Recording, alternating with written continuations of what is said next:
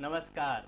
जी जागरण की ओर से मैं हितेश अरोड़ा आप सभी का स्वागत करता हूं हमारे कार्यक्रम मुल्तानी आयुर्वेद समाधान।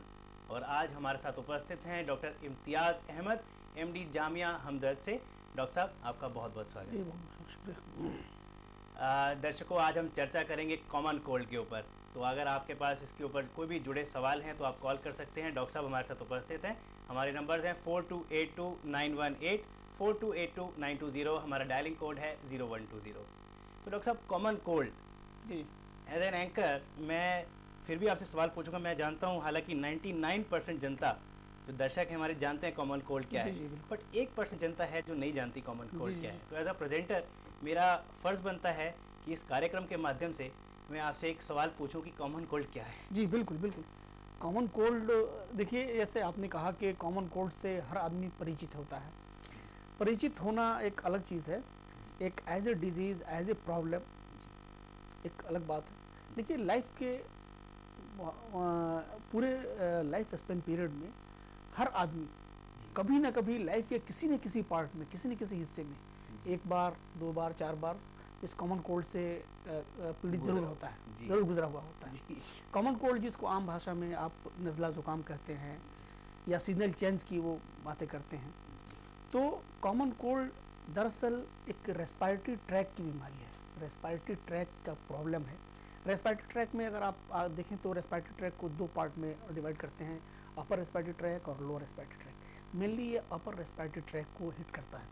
अपर रेस्पिरेटरी ट्रैक में नेज़ल कैविटी है, तो नेज़ल कैविटी में किसी भी तरह का कोई भी फॉरेन पार्टिकल्स या फॉरेन मटेरियल्स जो इरिटेशन कॉज करता है, तो एक तो फॉरेन पार्टिकल्स जो इरिटेंट हों, जो पॉल्यूटेंट हों, डस्ट हो गया, धूल, मिट्टी, ये सारी चीज़ें, धुआं, ये सारी चीज़ें हैं।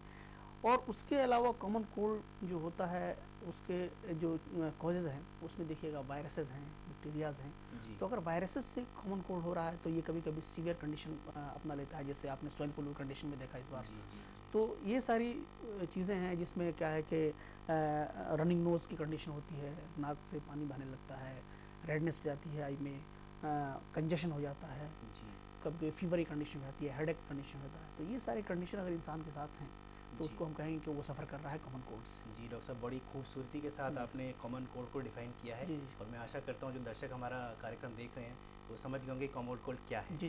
पर डॉक्टर साहब, आपने जिक्र किया कि मौसम जब चेंज होता है, वेदर जब चेंज होता है, तो अक्सर देखा गया कि कॉमन कोल्ड आपको कहीं ना कहीं पकड़ लेता है। बिल्कुल बिल्कुल बिल्कुल। तो ये ऐसा क्यों होता है? हाँ, देखिए ये बहुत अच्छा क्वेश्चन किया है साहब ने कि ऐसा क्यों होता है कि मौसम चेंज होने के साथ ही ये चीज़ आती है। जी देखिए, मौसम जैसे अभी सर्दियों के मौसम से हम गर्मियों के मौसम में आ रहे हैं। जी तो एक मौसम से दूसरे मौसम में जब आदमी आता है तो इंसान के बॉडी की जो एडॉप्टेशन पावर है, जी एक मतलब आप अब तक हमने सर्दियों को अडॉप्ट किया हुआ था। जी सर्दी के मौसम में कपड़े पहनना, गर्म कपड़े, ये सारी चीज़ें, तो बॉडी उसको सस्टेन की हुई थी। जी अब जो हम उससे निकल के इधर आ रहे हैं तो इसमें सबसे बड़ा जो बॉडी का डिफेंस मैकेनिज्म है, इम्यूनिटी पावर है, जी वो बहुत ज़्यादा काम करती है। अभी कभी आपने देखा होगा, चाहे दर्शक हमारे देखे होंगे कि एक ही परिवार में रहने वाले अगर 10 लोग हैं तो उसमें एक दो लोगों को कॉमन कोल्ड हो जाता है, दो चार लोगों को कॉमन कोल्ड नहीं होता। ऐसा क्यों होता है?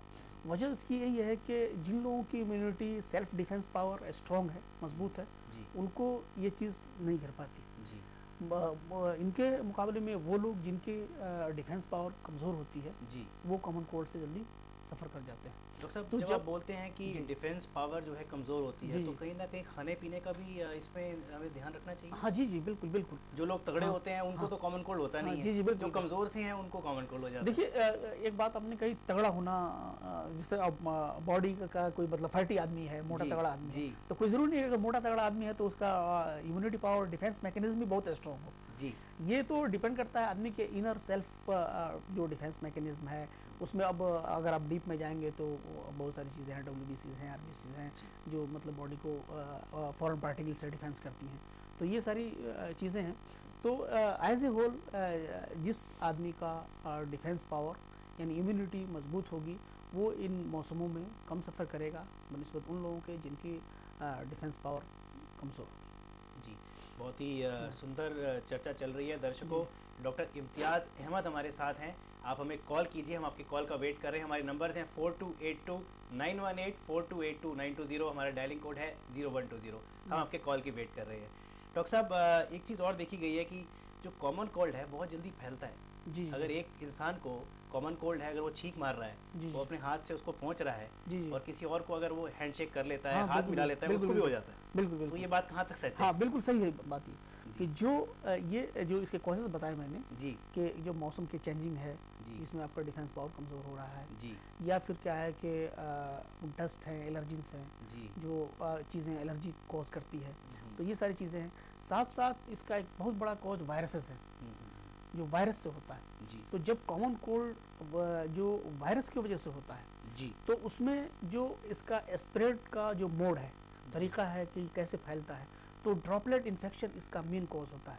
ड्रॉपलेट इन्फेक्शन बोलते हैं कि जो हम छींके मारते हैं या खांसते हैं, तो उससे जो छोटे छोटे पार्टिकल जी थूक के शक्ल में या जी नाक की जो मटेरियल है जी उस शक्ल में जब बाहर आता है वो, तो उससे एक दूसरे को लगता है। क्योंकि वायरस क्या है कि ट्रेवल करता है आपके मतलब नेजल कैविटी में है, जी आपके थ्रोट में है, जी आपके ओरल कैविटी में है, जी तो उससे आपको कॉमन कोल्ड हो रखा है।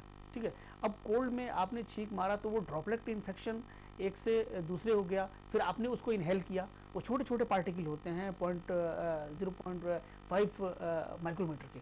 जी तो वो आपके अगर सपोज कर लीजिए कि मुझे कॉमन कोल्ड हो रखा है, जी जी मैंने छींक मारा, जी तो अब सामने जो लोग होते हैं, ठीक है, तो जी उसको इनहेल किया उस जी पार्टिकल को। जी वो पार्टिकल ऐसे होते हैं कि जो नाक के थ्रू इजीली क्या है कि इनहेल किया जा सकें, जी तो दूसरे को फैल जाता है। जी तो जो वायरस जो कॉज होता है जिस कॉमन फ्लू का, जैसे स्वाइन फ्लू था इस बार, जी आपने देखा स्वाइन फ्लू में रिस्ट्रिक्टली सब लोगों को कहा गया था कि एक दूसरे से मिलना जुलना बंद किया जाए, क्वारंटाइन किया जाए, जी मास्क लगाया जाए। तो ये यही वजह है जी कि ये क्या है कि एक ड्रॉपलेट इन्फेक्शन है और हवा के थ्रू एक से दूसरे को फैलने वाली बीमारी जी है। बहुत सुंदर चर्चा चल रही जी, है, जी। बहुत मज़ा आ रहा है डॉक्टर साहब आपके साथ बात करने का। जी। और एक कॉलर हमारे साथ जुड़ गए हैं, डॉक्टर ये हमारे साथ हैं मिस्टर HS मल्होत्रा दिल्ली से। मल्होत्रा साहब, आपका बहुत बहुत स्वागत है। सवाल पूछिए डॉक्टर साहब से। नमस्ते डॉक्टर साहब। जी नमस्ते मल्होत्रा जी। डॉक्टर साहब, मेरे को कोल्ड जो है वो 12 महीने रहता है, अच्छा अच्छा, तो उसके बारे में पूछना है। जी जी, अगर आपको कोल्ड जैसे क्रोनिक कंडीशन है कोल्ड का आपके लिए, तो आपको मैं संक्षेप में ये कहूँगा कि आप मुल्तानी फार्मास्यूटिकल्स लिमिटेड इसके लिए बड़ी इफेक्टिव दवा बनाती है, जो मुल्तानी कूका कफ सिरप के नाम से जाना जाता है, मुल्तानी कूका टैबलेट के नाम से जाना जाता है। तो आप इन दवाओं को अगर आप सेवन करें निरंतर 1.5-2 महीने तक, तो मैं समझता हूं कि आपकी ये समस्या ख़त्म हो जाएगी। आप मुल्तानी कूका कफ सिरप 2-2 चम्मच सुबह शाम गुनगुने पानी से लें, और साथ में मुल्तानी का कूका टैबलेट है, 2 टैबलेट सुबह दोपहर और शाम में आप उसको चूसें, तो ये परेशानी आपकी जाती रहेगी। जी मल्होत्रा साहब, आशा है कि आपने जो डॉक्टर साहब ने आपको टैबलेट्स बताई हैं, जो दवाइयाँ बताई हैं, आपने कहीं ना कहीं उसको नोट कर लिया होगा। और दर्शकों, मैं आपसे रिक्वेस्ट करूंगा, जब भी आप प्रोग्राम देखें हमारा, एक डायरी और एक पेन लेके बैठें, ताकि डॉक्टर साहब जो बता रहे हैं उसको आप नोट कर लें और आपकी जो बीमारी है उसका समाधान मिल जाए आपको। तो डॉक्टर साहब, हम बात कर रहे थे वायरस की, तो कहीं ना कहीं आप बोल रहे हैं कि ये जो कॉमन कोल्ड है फैलता है, तो हम जब कहते हैं कि अब छींकें तो हैंकरचीफ अपने मुंह पे रख लें, कोई जी, रुमाल अपने मुंह पे रख हाँ, लें, बिल्कुल, तो बिल्कुल। कहाँ तक है ये बात सही है? बिल्कुल बिल्कुल। अब जैसे मैंने ये कहा आपसे, जो चर्चा चल रही है जी कि ड्रॉपलेट इन्फेक्शन से फैलता है, जो छोटे छोटे पार्टिकल जो छींकने के कंडीशन में जी। जब आदमी छींकता है तो फोर्सफुली पार्टिकल बाहर आते हैं, ठीक है। तो अब फोर्सफुली बाहर आते हैं, सामने वाला उसको इनहेल कर रहा है, जी तो आप उस चीज़ को, इसका मतलब है कि स्प्रेड कर रहे हैं। तो आपको चाहिए कि जब आपको छींके आए या खांसी आए, तो आप क्या है कि रुमाल रख लें या मास्क लगा के चलें, ताकि इस चीज़ को आप अपने से दूसरों को न फैलाएं। जी जी तो ये एक बड़ा ही मतलब समझिए कॉमन रेजिम है और कॉमन जी। प्रिवेंटिव मेजर है Preventive measure। कि जिससे कि प्रिवेंट किया जा सके इसको तभी एक डॉक्टर साहब दूसरे कहते हैं कि को फैलने prevention is always better than. को। जी जी बिल्कुल बिल्कुल। जी डॉक्टर साहब, मैंने कई बार देखा है कि अगर कुछ मेरे लोग देखे हैं आसपास जो छींकना शुरू करते हैं, तो वो छींकते ही जाते हैं। जी जी बिल्कुल बिल्कुल। तो उसका कोई, जैसे आपने कारण बताए, तो इसका निवारण कुछ बताइए कि क्या लें, कौन सी दवाई लें ताकि छींक रुक जाए तो उसकी? देखिए, छींकना जो है ये भी एक डिफेंस मैकेनिज्म है बॉडी का। जी आदमी को छींक क्यों आती है? जी छींक वजह इसकी ये है कि जब भी कोई फॉरेन पार्टिकल, जी ठीक है, नाक में जाएगा, इनहेल करेगा, जी वो फॉरेन पार्टिकल है, तो जब वो क्या है कि रेस्पिरेटरी ट्रैक में आएगा तो रेस्पिरेटरी ट्रैक उस फॉरेन पार्टिकल को अंदर बॉडी के अंदर नहीं जाने देगी। एक बॉडी का एक डिफेंस मैकेनिज्म है, तो वो उसको फोर्सफुली छींक के जरिए बाहर एक्सपेल करना चाहती है।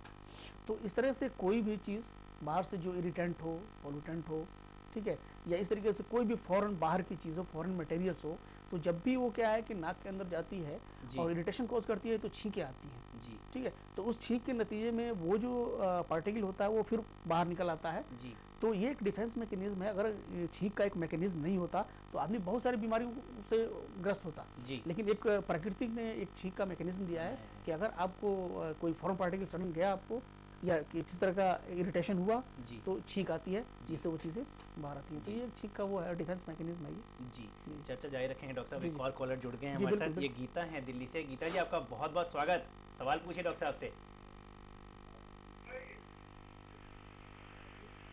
गीता जी आप हमारे साथ जुड़ी हुई हैं?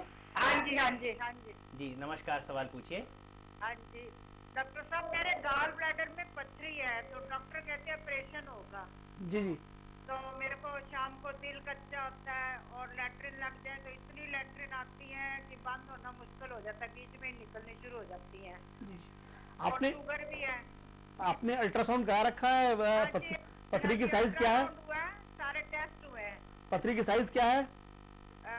ये तो मेरे को ध्यान नहीं है। अच्छा अच्छा। तो आप यहाँ दिल्ली में रहती हैं? हाँ जी, ये उत्तम नगर गुलाब बाग में। जी, अगर उत्तम नगर में रहती हैं तो आप हमारा ये हमारे हेड ऑफिस जो हमारा जहाँ कार्यालय है, जहाँ हमारा चिकित्सालय है क्राउड पैलेस में S36, वहाँ आप अपने रिपोर्ट्स वगैरह लेके आएँ तो वहाँ आपको बेहतर उपचार बताया जा सकता है। तो मैं यही आशा करूँगा कि आप अपने रिपोर्ट्स लेके आएँ, वहाँ आप देख लें तो आपका संपूर्ण जो भी आपका जो प्रॉब्लम है आपका उसका समाधान किया जा सके। हाँ हाँ, अच्छा जी। जी गीता जी, आप स्क्रीन पे नीचे आप डिस्प्ले में देख सकते हैं कि नंबर्स जो हैं डॉक्टर साहब के क्लिनिक के नंबर्स फ्लैश हो रहे हैं। आप वहाँ कॉल कर सकते हैं, अपॉइंटमेंट ले सकते हैं, क्लिनिक आ सकते हैं, अपनी रिपोर्ट लेके अच्छे तरीके से चेकअप करा सकते हैं। तो डॉक्टर साहब हम बात कर रहे थे छींक की, तो एक और क्वेश्चन मेरे जहन में आ रहा है कि कहा जाता है जब भी आपको छींक आए तो उसको रोके नहीं, जी बिल्कुल, आने दीजिए बाहर।